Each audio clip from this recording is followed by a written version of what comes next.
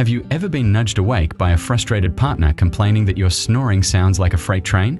You look at them in total confusion because, to you, the room was perfectly silent. It seems like a cruel joke of nature. Your snoring is loud enough to wake up the neighbors, yet you slept through it like a baby. How is it possible for your brain to ignore a noise that is happening right under your own nose? Today, we are diving into the fascinating science of sensory gating to find out why your brain keeps you in the dark while everyone else is wide awake. To understand why you don't hear yourself, we first need to understand what snoring actually is. When you fall into a deep sleep, the muscles in your throat, tongue, and roof of your mouth relax. For many people, these tissues relax so much that they partially block the airway. As you breathe, these tissues vibrate against each other, creating the rattling sound we call snoring. Some snores can reach over 80 decibels. That is as loud as a lawnmower or a garbage disposal. So, if your ears are working, why isn't that noise triggering an alarm in your head? The answer lies in a brilliant survival mechanism called sensory gating. Think of your brain as a high-security building with a very smart gatekeeper. This gatekeeper is a part of your brain called the thalamus. The thalamus is responsible for deciding which pieces of sensory information, like sights, touches, and sounds, are important enough to be passed on to the cerebral cortex, where you actually become aware of them. When you are asleep, the thalamus turns down the volume on the outside world so you can rest, but it is especially good at filtering out sounds that it expects.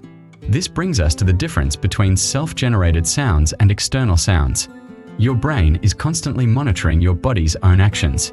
When you are awake and you speak, you don't jump in surprise at the sound of your own voice because your brain knew it was coming. The same thing happens while you sleep. Your brain is the one controlling your respiratory system. It knows you are about to inhale, and it expects the vibration that follows. Because the sound is self-generated and predictable, the thalamus marks it as safe and ignores it. In contrast, an external noise is unpredictable. If a door slams, a dog barks, or a partner coughs, your thalamus views this as a potential threat. Because the brain didn't plan that sound, it immediately passes the information to your consciousness, causing you to bolt upright.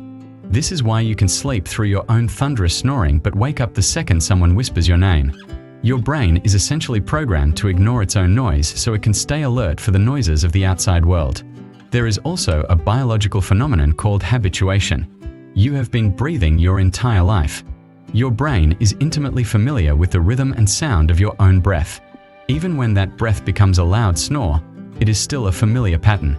The brain is an energy-saving machine. It doesn't want to waste energy waking you up for something it perceives as normal background noise. It is the same reason why people who live near train tracks eventually stop hearing the trains. The brain decides the sound isn't a threat and filters it out. However, there are times when people do wake themselves up.